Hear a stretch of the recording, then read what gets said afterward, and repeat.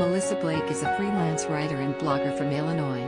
She covers disability rights and women's issues and has written for the New York Times, The Washington Post, Harper's Bazaar, Good Housekeeping, and Glamour, among others. Read her blog, So About What I Said, and follow her on Twitter.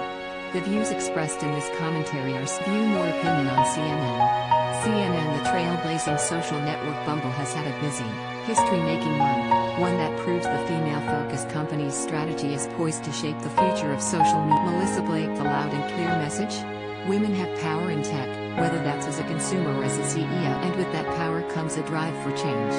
First, Bumble rolled out a new policy on body shaming in an effort to create a kinder and more accepting internet forever. Their updated terms and conditions explicitly prohibit unsolicited and derogatory comments made about someone's appearance, body shape, size. This includes language that can be deemed fatphobic, ableist, racist, colorist, homophobic or transphobic. Read more. Users who engage in body shaming, either in their profile or through the app's chat feature, will receive a warning, and repeated violations will result in a permit. To illustrate the prevalence of body shaming, Bumble also released a video featuring disabled users talking about times they were shamed. When we think of body shaming, we typically think of things like weight.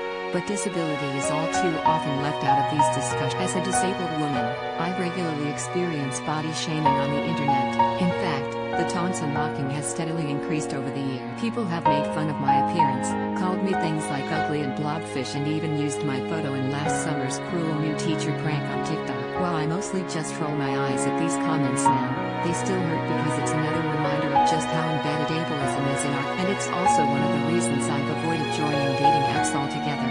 I don't need yet another place to be bombarded by body shaming and ableist rhetoric. That's why I was thrilled to see the disability community represented in Bumble's video. In a world where we continually view disabled bodies as less than and unworthy, this ad is the societal pushback we need in 2021. We need to normalize disabilities and disabled bodies, and Bumble is taking a much needed step in that. Bumble user Alex Stacey agrees.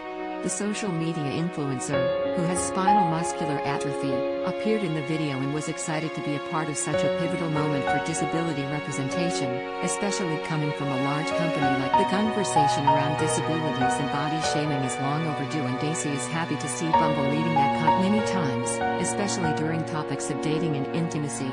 Disability is completely left out of those conversations, she told me. I don't think people realize that disability being included in a body shaming policy is much bigger than just a policy. It's a chance to have a seat at the table. This perspective is likely to have a wider platform now that Bumble has made its Wall Street debut, with the release of its first IPO. In an industry dominated by men, Bumble founder Whitney Wolfe Herd, 31, is making history as one of the youngest female CEOs in tech to take her company. That's not to mention that the majority of Bumble's board is made up of women. It's not just me, I built this with but I think everyone can be here if they stay true to what they're trying to achieve, Wolfe Herd told CNN. It is time there are more women in positions of leaderships, on boards, receiving capital. So has Bumble changed my mind about using dating apps in the future?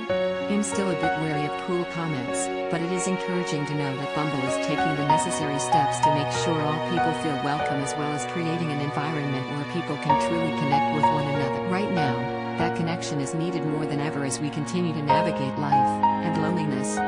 With its friendship offering, Bumble BFF, the company is in a unique position to help women, disabled or not, connect with each other in a time that can be incredibly. Knowing that Bumble is a safe space where they can get support from others who are going through the same things, like the stress of working from home or the struggles of helping children with e-learning, could very well be life-changing. Here's hoping that Bumble's actions will inspire other companies, especially those involved in social media, to take similar steps to combat body shaming, because when women aren't constantly judged for how they look, they're able to thrive and become the next generation's the future. Whitney Wolfe Herds. And those women are not there for opinions.